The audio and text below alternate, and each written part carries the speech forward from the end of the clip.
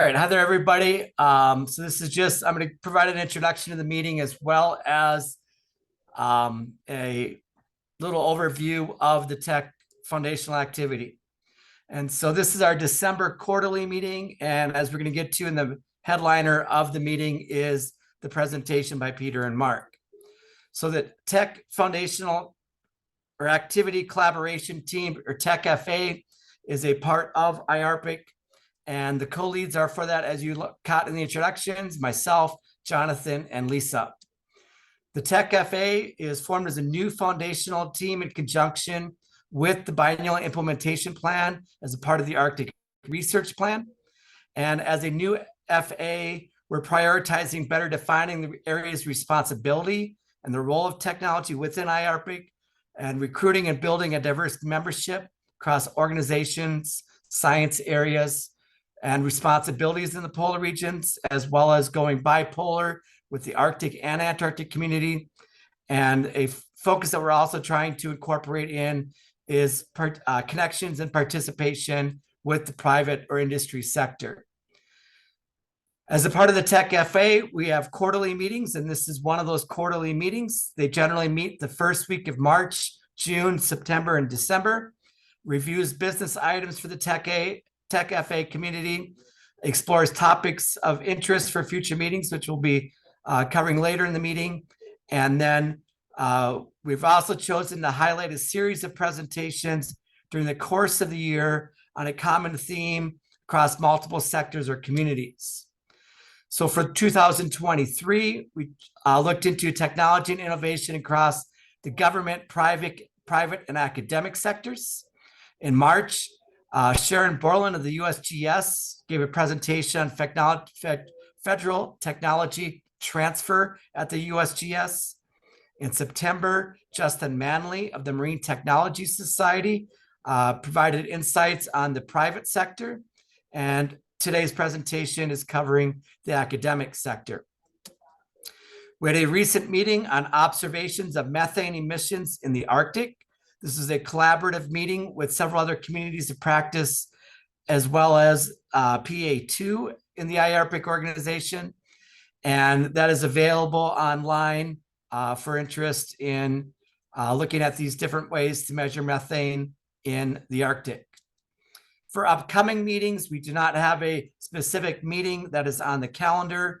There are currently meetings being developed on technology to support ice cellars in the Arctic, as well as looking into lessons learned from use of uncrewed aircraft systems in the polar regions.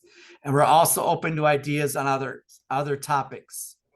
The focus of the Tech FA meetings are in collaborative meetings with other primary area teams, foundational activity teams, and communities of practice. And we also continue to be trying to place an emphasis in incorporating industry representatives to IARPIC and the Tech FA. So this is our quarterly meeting, and that's good enough for that. So with that, I'm going to turn it over to Peter for his presentation on the academic sector.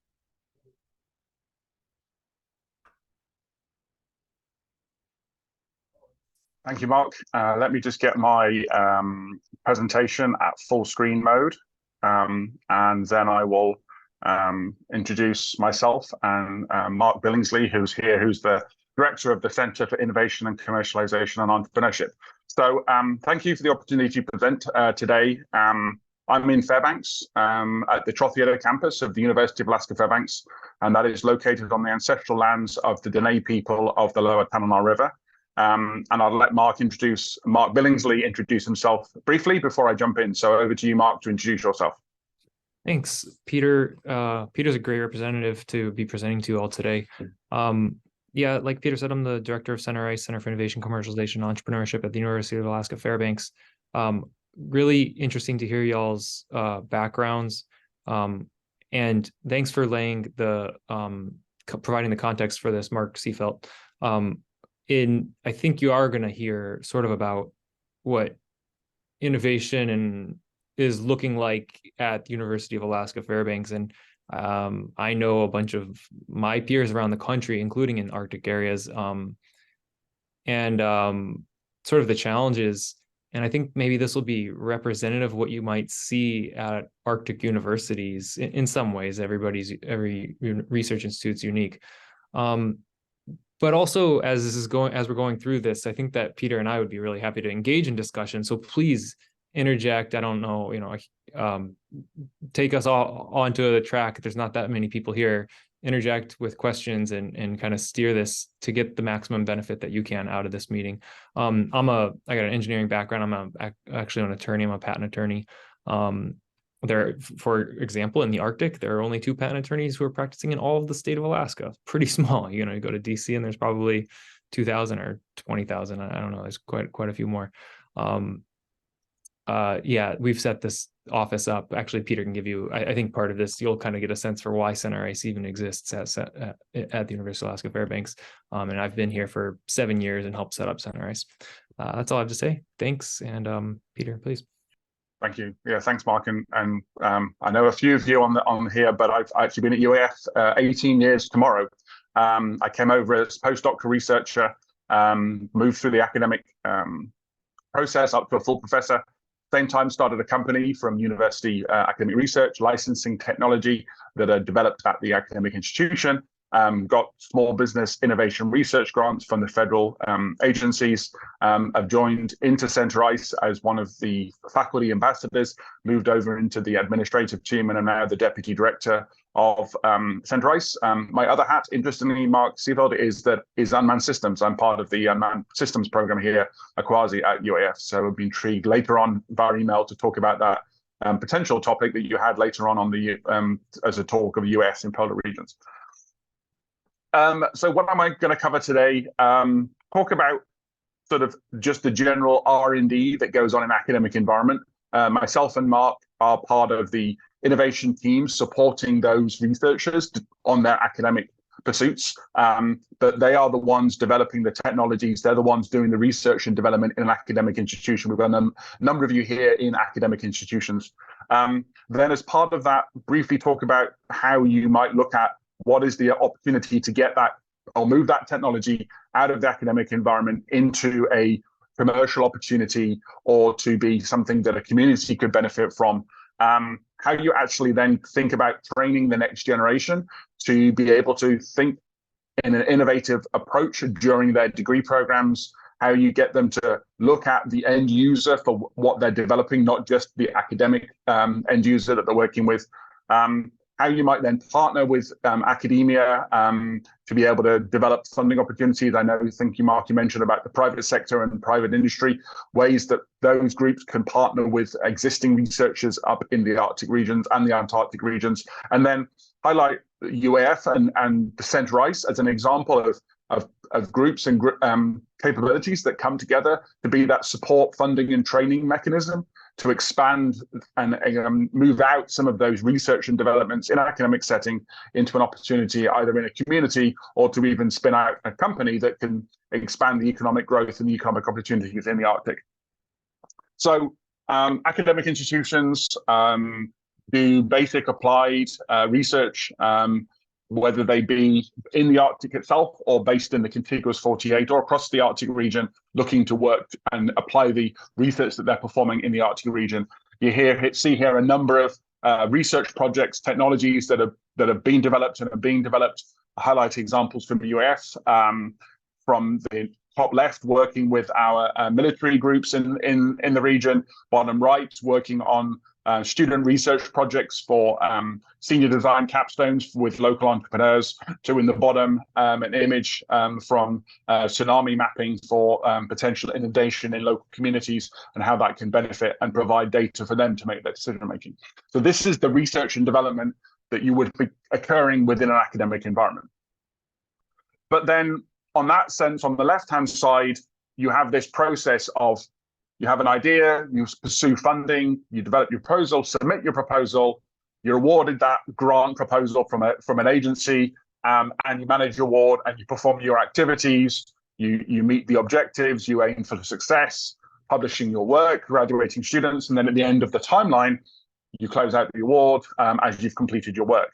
But in parallel, there is this opportunity to what we call spin out or move and transition what's developed in an academic setting into something beyond the academic pursuits that the research was performed in. So on the right-hand side, you've got the innovation or commercialization sort of life cycle, where you're looking at opportunities, you're trying to understand where the new R&D developed has a fit outside academia. So you will pursue and assess what are the real needs of a community, what are the real needs of a particular industry, and does the academic technology, the academic research and development fit that pain that an organization can't get over? And if it doesn't, you might tweak your R&D. It has an academic setting, you've published the work, and you have a end solution that could be implemented into the private sector or directly into a local community. So you're building that broader impact, that dual capability. You've got the academic pursuits and a parallel capability where it's got longevity and broader opportunities beyond the timeline of the grant that was funding the work. So examples of how that is done, just wanted to highlight sort of the recognition and then how you can transition those into licenses that can spur economic growth and economic benefit. So here's an example that from UAF. On the left-hand side is where we work with researchers that are doing the work in their grants and in their labs, talk to them, learn about what they're doing, and see what is a component of that research that could have commercial value, could have a broader impact beyond the pursuits that they're doing. So we work with those, we do what's called an invention disclosure, and then we recognize those at the end of each fiscal year, university year, so June of each year. And here's an example from some researchers, actually, Savannah at Alaska Center for Energy and Power, on something that they developed on managing fuel inventory in facilities. Then we build what we call a cut sheet or a promotional sheet on what is that technology that has been developed. So if somebody wants to assess if it's worth connecting with the university to pursue working with that technology, they've got a one-page, hey, what's a summary? Just like you would do a one-page summary of a grant project, or if you are highlighting something at a research conference. And then eventually, on the right-hand side is an example where you license that technology out to a company, or you help an academic and support an academic form a company. So we have a researcher from our College of Natural Science and Mathematics, Professor Kelly Drew, and she formed a company called Be Cool Pharmaceutics, looking at pharmaceutical capabilities to be able to help on those trauma victims when they're maneuvering through and across rural and remote locations, how to be able to mitigate the impact on the health of those individuals so they can get to the hospital or location as safely as possible through some level of hibernation to be able to mitigate the impact of their injuries on them as they transition through those environments. She's gone on to receive National Institute for Health funding, potential interest from NASA and other agencies. But this was research developed in the university that was able to be licensed out to the company, and the company can continue to pursue further funding opportunities that an academic institution would be unable to pursue. And then you can spin out companies. Be Cool Pharmaceutics is in the top right. That was the one I highlighted earlier. The top left was the one that I worked on for a number of years. To do with volcanoes. That was my research, and it was my original research area. And then the bottom one is a company called Aquaga that was spun out as a collaboration between University of Alaska Fairbanks and the University of Washington. And then on the right, we've then partnered with them in previous summers to have undergraduate students working with them in a summer internship program to experience that entrepreneurial environment so they can then become beneficial and useful and resilient employees of the future, where they work in the Arctic region and understand what it takes to be able to implement a new technology safely into the Arctic environment.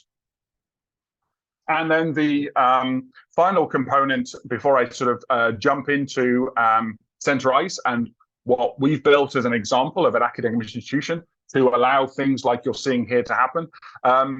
Within the federal space, there are what are known as small business innovation research funding that allows businesses to receive non-equity funding, so basically R&D, to build and develop technologies towards a particular need or a program highlight.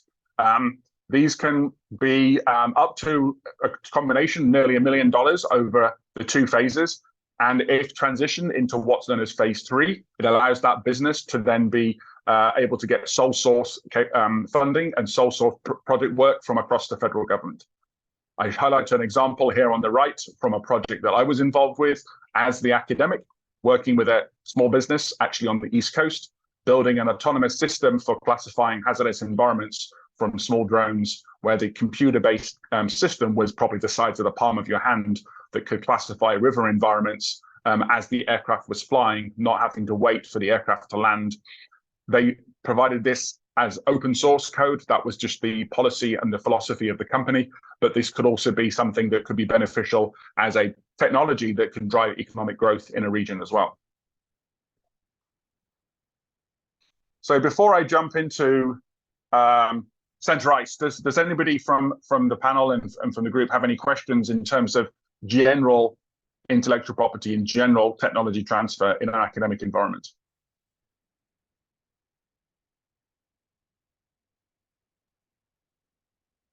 Okay, so as I said, please go ahead, Jonathan. Yeah, I have a question. This Jonathan Blythe from BOEM. So in the academic sector, if do you have like an administrative function that helps you with your patents and registering those with the federal government? And do you have any requirements like from the National Institute of Standards and Technology to do that for your grants? So I can pass it to Mark in terms of the patent side of it, as the second patent individual that Mark mentioned is actually in our office as well, and there's a Patent and Trademark Resource Center. But Mark can probably comment on the policy side in terms of and the process. Sure. So I'm again curious what everybody is interested is here, but a lot of innovation comes out of universities, and all research institutes that have any decent amount of research going on have this kind of tech transfer type office that has the job of capturing those innovations and then doing something with them. Congress in the United States gives a bunch of money to research institutes, and they're like, hey, we don't want you to just do research, but actually make that research turn into something. And one of the ways to do that is through providing intellectual property protection, patents. So decent size research institutes have a tech transfer office that file the patent application and pursue patent protection or copyright protection, trademark, trade secret, whatever it needs to be, and then also try to find industry partners to take it. So we do have that functionality within our office. That's typically called a tech transfer. That's in our office at UAF. We have somebody, 1 or 2 people who are kind of really assigned to that. Costs money. It always cost benefit analysis. Patents can be expensive. Technical patents, especially highly technical patents, especially. And then there is the NIST, National Standards. Since when the federal agency gives you money, they want to know if you invented anything, because they have to keep track of it per statute. So they put it on us to also keep track of it per the agreement with them to get the money in the first place. So we have to report back, and there's a web interface, a web portal through which we all research institutes report back to NIST. They keep track.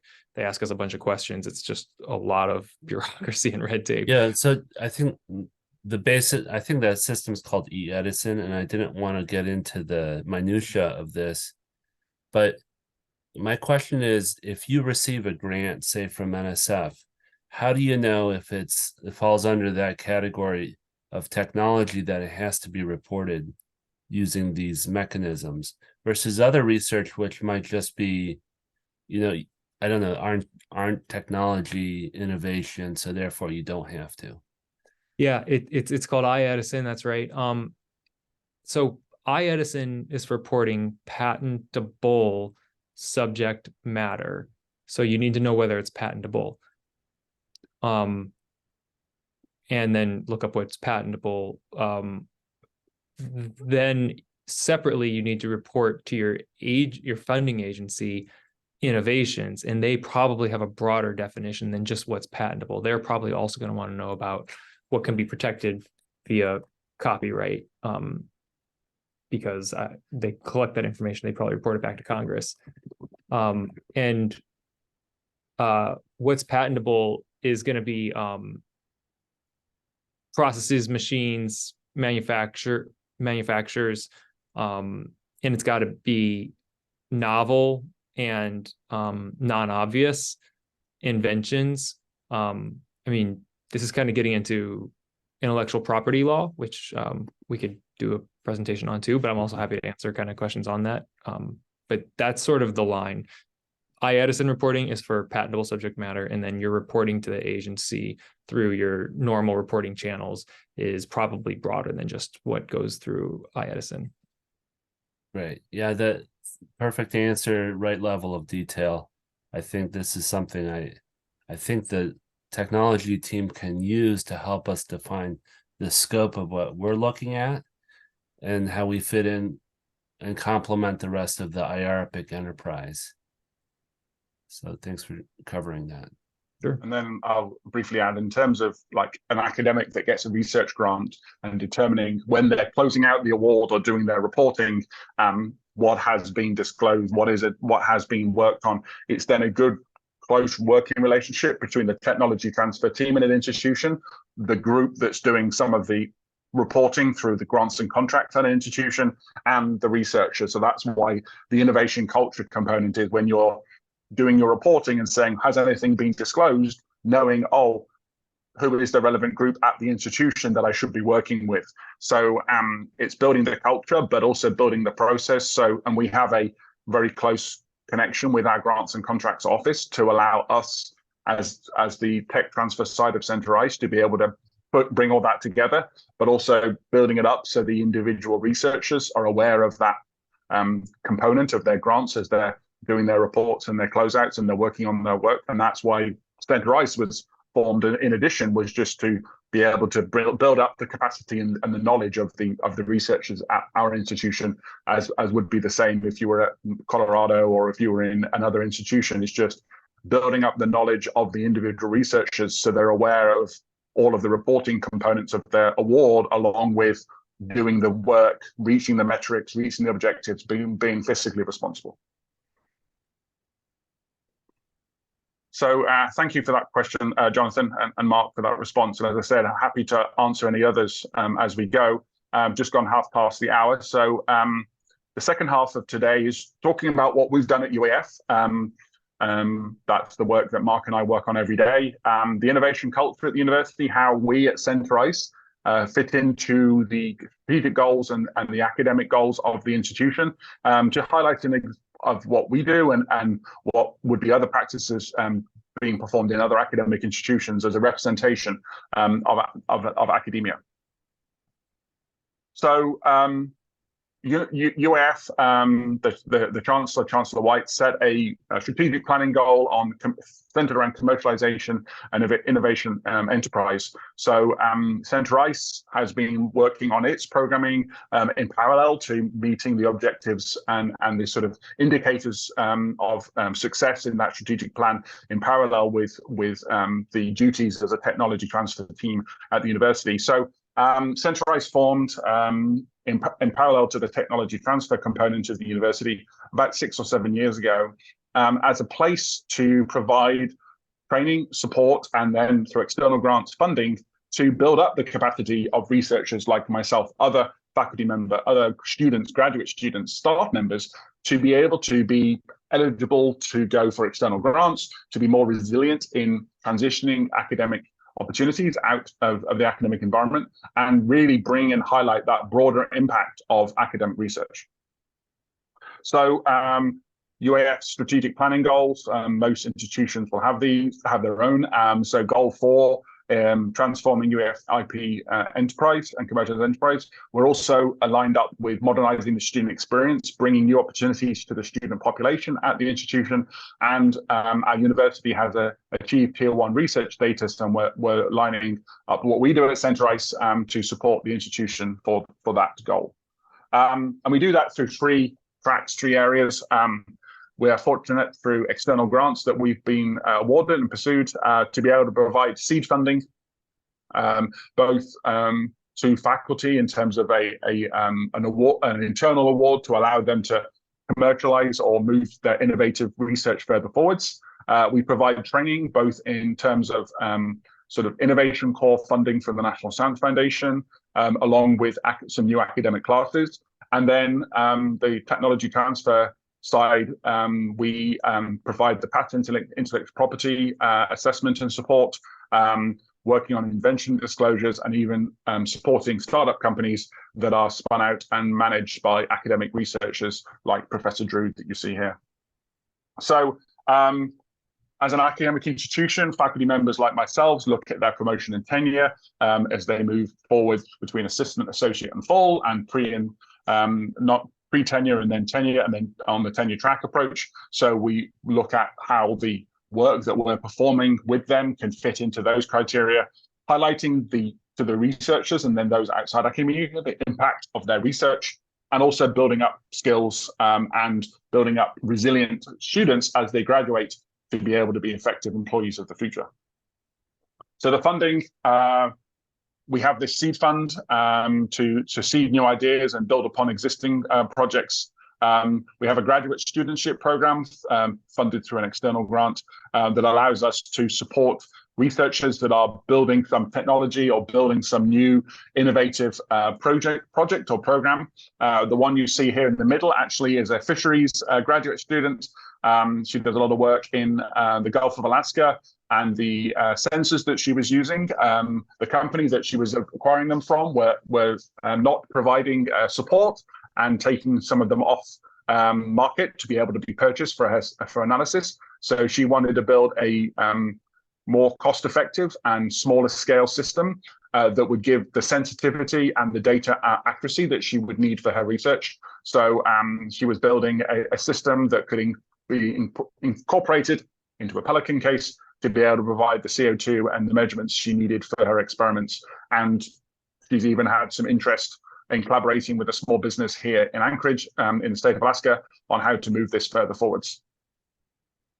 Training, I mentioned we are funded through an NSF iCourse site to provide training in supporting researchers and understanding the value of their research, but also who are the end users of their potential solution, and finding out what those needs and pains are of that end user, so they can tweak and what we call ideate their research towards a end user's need, such that the end user will want to access it and acquire a component or a solution when the solution is ready to be moved to the academic environment. On the middle, we have academic programming. We're working with a collaborative team with University of Rhode Island, the University of Hawaii, as well as with some of our Department of Defense institutions and facilities here in the Arctic region. This is a photograph from a spring class in our honors college, where students were analyzing and working on new capabilities for Arctic fly suits for some of our Air Force personnel.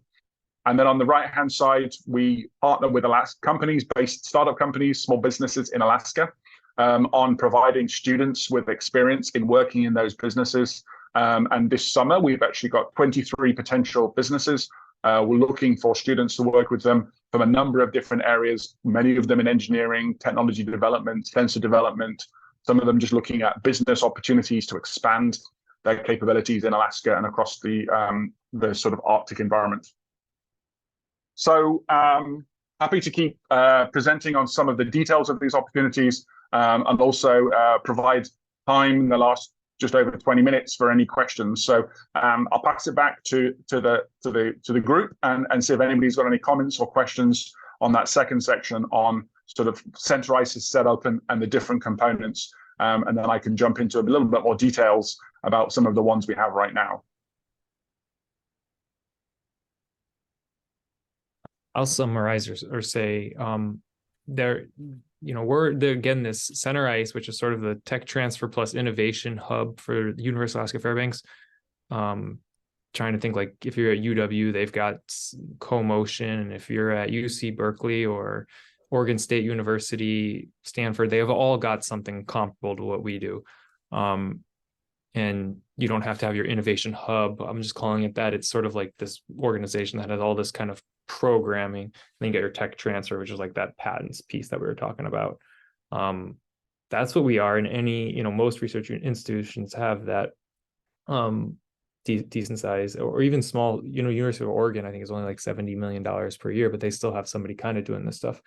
That all this programming you're hearing about, there's more and more of that's getting built out at all across the country, and especially important at UAF, where we don't have a real culture of inventing and then commercializing. So that programming is really important to like get people thinking about it.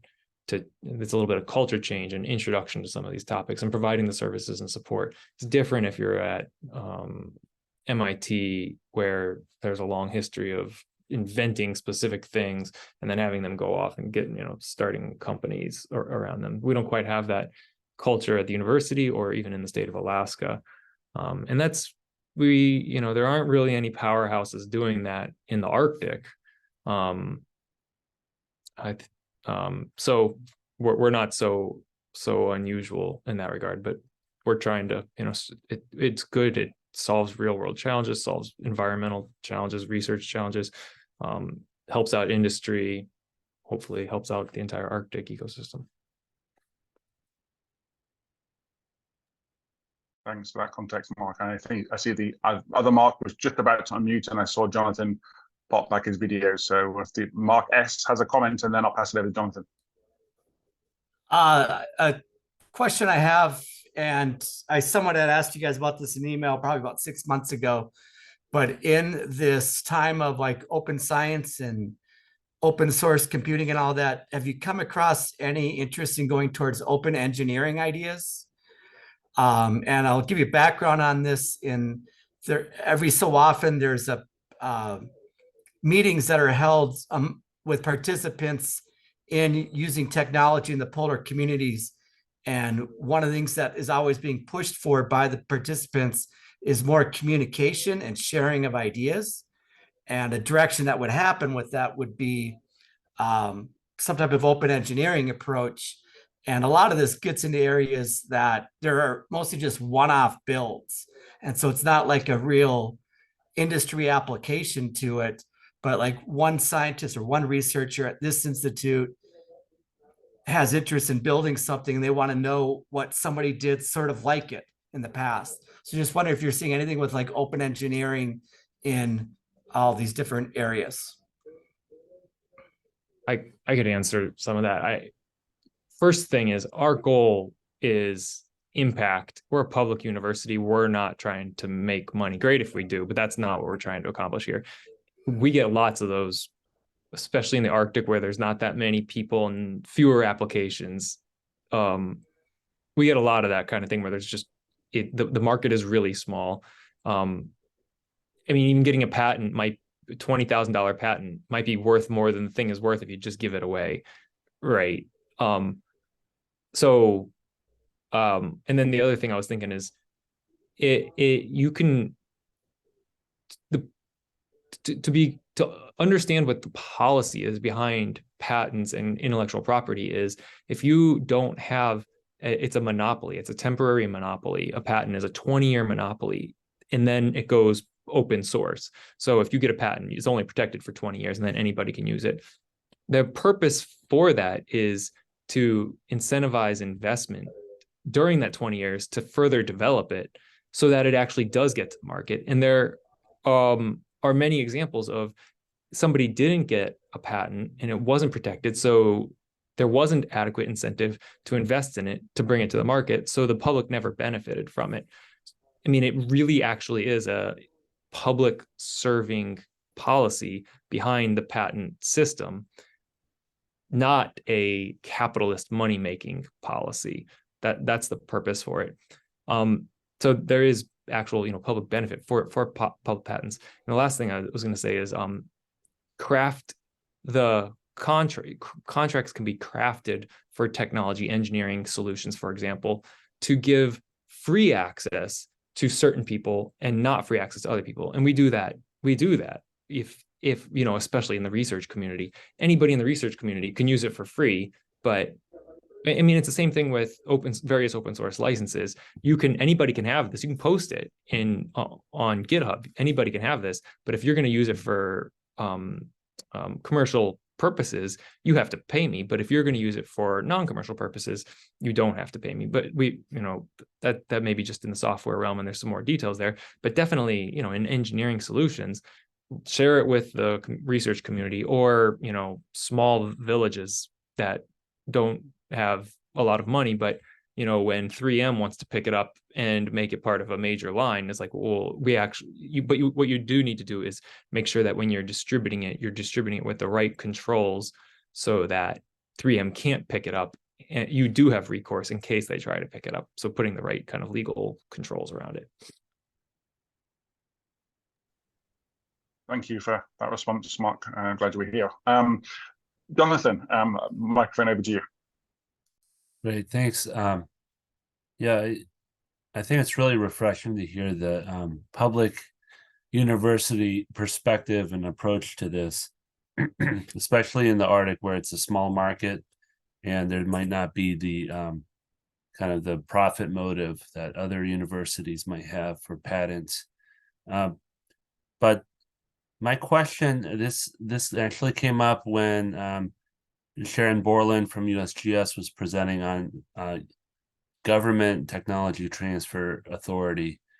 And the question was, can we use technology transfer as a way to enable, say, Arctic communities, small communities, maybe indigenous communities, to access technology and use it? So we're developing it in our respective sectors, but then transferring it to them to operate locally for their own benefit. And it sounds like that there's some legal provisions we could share technology with some groups, but not necessarily for commercial gain. And that's do you have any other insight or examples where this has occurred? Well, there is a lot of, that makes me think of a lot of things. First, federal agencies, tech transfer, and national labs also, they're kind of in a little bit of a different world. They have a ton of technology and they have a hard time commercializing some of it. They don't have enough people. But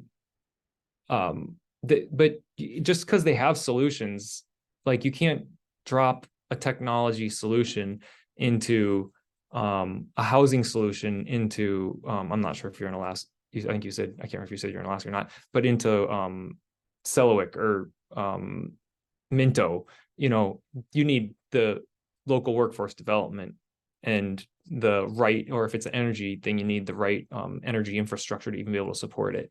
So it's much more than just dropping a technology in there. I'm working with Sandia right now, and they're trying to do technical assistance projects in Alaska, and, you know, kind of limited scope, where they spend, I don't know, like $20,000 or $30,000 per project. They have to spend a third of the time just kind of understanding what the problem is in the community, and then a third of the time delivering the solution, and a third of the time making sure it's a sustainable solution, and then they don't have enough money to actually do the whole entire project. It's a really whole problem. You need a holistic solution for it to be an actual solution that lasts for a long time. I'm not sure if that really answers your question. It did. And the polar technology community had a conference in 2020 where a presenter came and talked about power systems that were being run by the community. So I think it was maybe a diesel system or something, but, you know, small scale to power just a town or locality. And that was a really good example where they built the support systems that were needed to maintain the equipment. They trained the locals, and so, you know, power generation is also an issue with research, developing like a station. NSF runs these labs across Alaska, and they need power, so you need to solve that problem for research. But then if we do that in a sustainable way for our research labs, are those approaches or technologies we could transfer to the local communities. And yeah, I think that's something I'd like to investigate further, because it really meshes nicely with the IARPIC research plan. Although we don't quite know how to do it, and we have some of these case studies, but we'd like to look at it more holistically. Also for things like weather towers, putting out weather towers to help with weather forecasting in a local sense, so people know what's going on right around their neighborhood, but also contributing to a broader research network that we might benefit from. Yeah, yes on everything you're saying there. And I think I run across those. You've got good ideas there. It seems it's so often bandwidth limited. We don't have enough innovators or entrepreneurs who are driving the solution all the way to the finish line and getting it into the hands of people who could actually benefit from it. Yeah, and I think Mark B highlighted it very, very, very well in terms of that holistic approach, where even there's the workforce development, there's the partnerships with the communities, there's building it all up, and then there's the testing of the new system before you put it onto the top of the existing system in the community, such that you're not going to put some new technology that you may have trained somebody in using before you've tested it in a controlled environment where you can test all of its limits or all of its impacts, and then maneuver it and work with the community to implement it, such that when you're ready to transition from the old technology to the new technology, it's been thoroughly tested in all the potential range of scenarios that it could come up against. So therefore, you've got the highest chance of sustainability and the lowest chance of risk, and you've got action plans on how to respond to those potential environments that could be put under, where maybe you've got an overload of equipment, or change in the atmospheric conditions, or whatever it might be. You've tested all of those in a sort of testing facility before you transition the technology, in parallel with community building and relationship building and workforce development for long-term sustainability. So happy, Jonathan, to follow up with you on some additional examples, especially on those, the weather tower components. So I'll reach out afterwards. So we're coming up to 10 to the top of the hour. So I just want to jump into some specific examples of the programming and some of the projects that we've funded through those. And as Mark B highlights, these sort of centers and these spaces and these facilities are coming and expanding in academic environments. Capstone project funds. So, for example, particular technologies or particular needs. So if there's a highlighted need in a particular technology development or an analysis of some technologies, then we fund students at their final capstone project, and also we're starting to support into the graduate programs on particular needs of the Arctic region or Arctic safety, Arctic capabilities. So again, it's what are the needs? What is the existing problem? What can't be done to operate in Alaska in the Arctic environment? And then using the student base at the institution and the researchers that work with the students to test new technologies, build out potential prototypes to that need, and really determine and build out what might be the technology solution to that need, such that it can be implemented and operated and continue to be developed. The stakeholder discovery, this runs in parallel with the research and development. If you sort of develop your technology and then go and say, okay, where can it be implemented? It'll probably take you several years afterwards to realize, well, actually, I should have done something 2 years ago to change the technology design to be ready for implementation. So that's why you run what you call stakeholder discovery. Could be a community, could be a business, and you run that in parallel with the research and development. So you're moving your research and your technology development towards a need, towards and building a solution that organization, that community would be able to implement when you're ready to move it into that community. And then we have the graduate studentships. This is a parallel project with 2 other states to be able to build up and build resilient communities through these partnerships across state boundaries. And then we build and we have supported integrating new classes into the academic environment. Again, it's all about building up that culture in an academic environment, such that when the research is ready to transition out, it will transition successfully. It will be implementable. It has been tested before it's ready to get out there. So it will be available from day one, that you're working with a community member or the industry partner, such that you've done that testing, that assessment, and that analysis well before you're ready to roll it out of the academic environment. And then summer opportunities. This is focused on technologies that we can develop and accelerate in the Arctic environment, in the Alaska environment, and giving students those experiences to be part of that in their academic time at the university, such that they might become the next technology developer, building the next type of sensor or system. And they're doing that through their degree. So when they do graduate, maybe they start a new company that could be building a new technology to a need for the research community in the Arctic and across Alaska, or communities themselves. So myself and Mark are part of a larger team.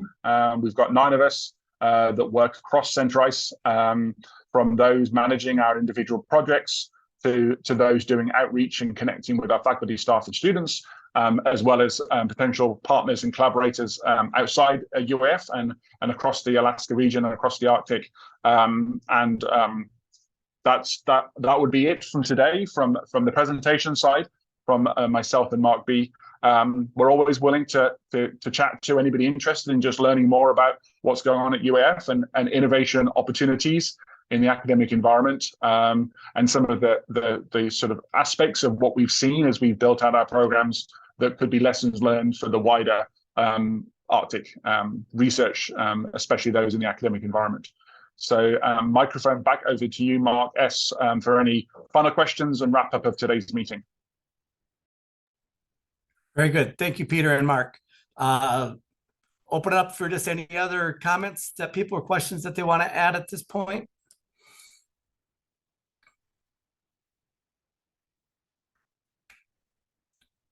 All right. I guess with that, I think it's fine. We'll just close out the meeting. We just thank you for everybody for coming to it, as well as just Peter and Mark for the contributions that you're able to have in adding to this discussion that we've been having the year. And it's been really valuable to see these different perspectives from the different sectors that are really playing a role in the polar regions in advancing technology. So we thank you for that.